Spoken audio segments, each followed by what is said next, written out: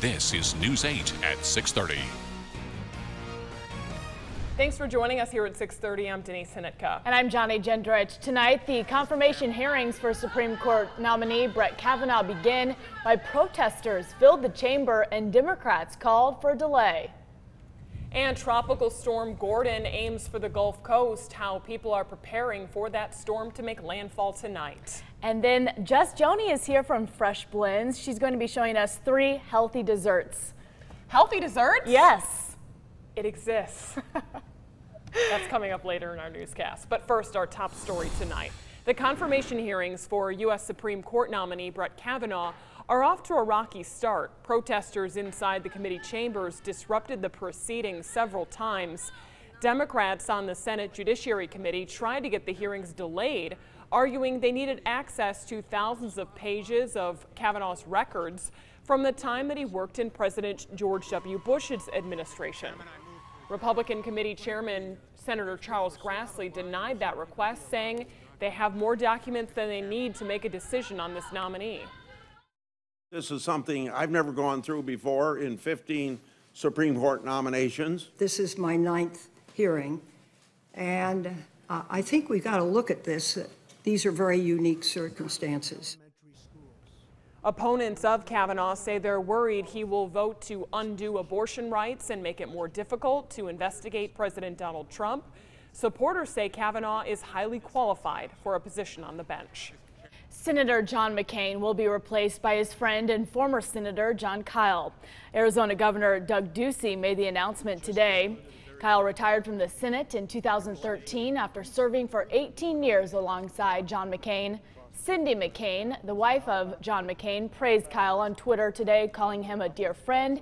He says he only plans to serve through the remainder of McCain's current term, ending after the 2020 election. Chicago's Mayor Rahm Emanuel announced today he will not seek re-election. Emanuel was first elected mayor in 2011. He made the surprise announcement at a City Hall press conference this morning with his wife by his side. When we got married, I told her I would never run for office.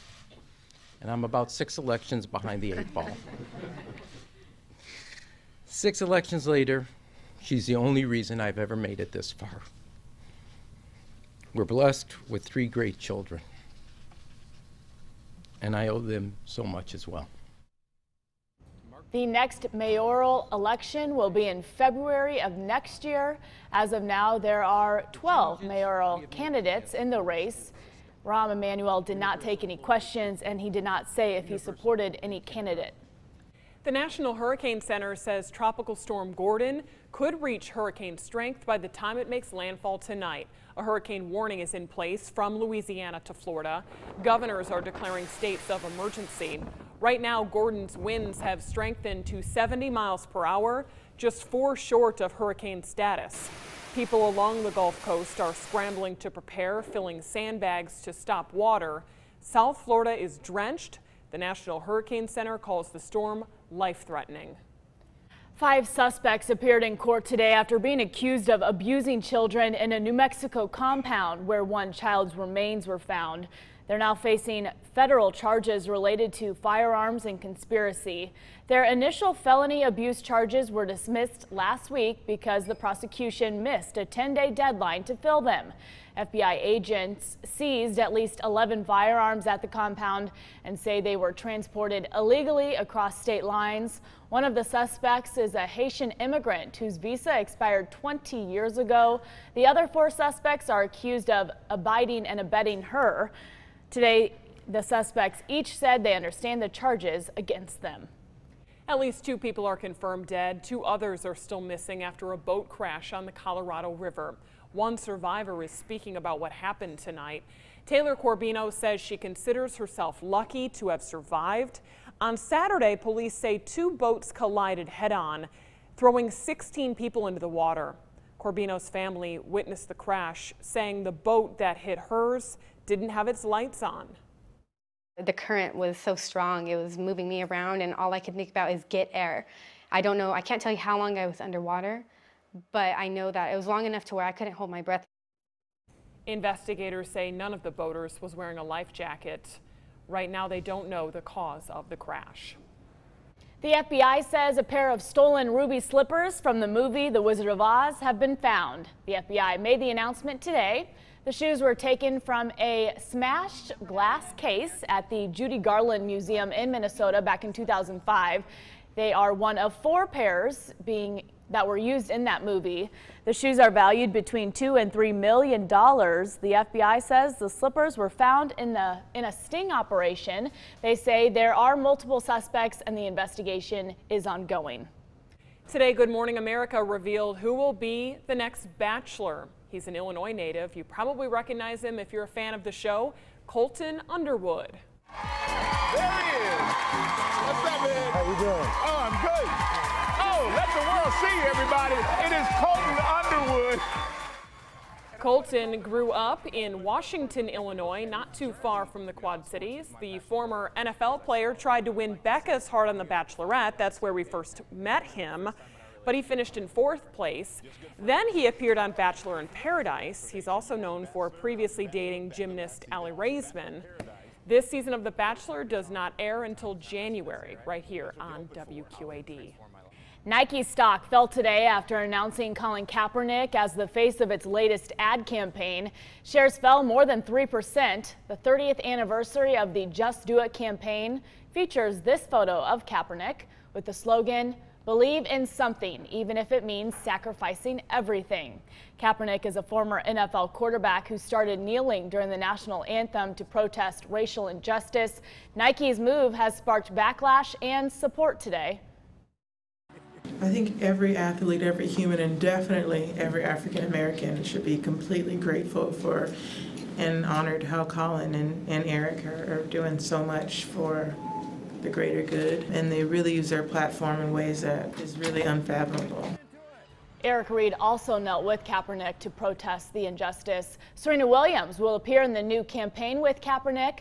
Nike calls him, quote, "one of the most inspirational athletes of this generation who has leveraged the power of sport to help move the world forward." The CEO of USA Gymnastics is stepping down. The organization says Carrie Perry resigned last night.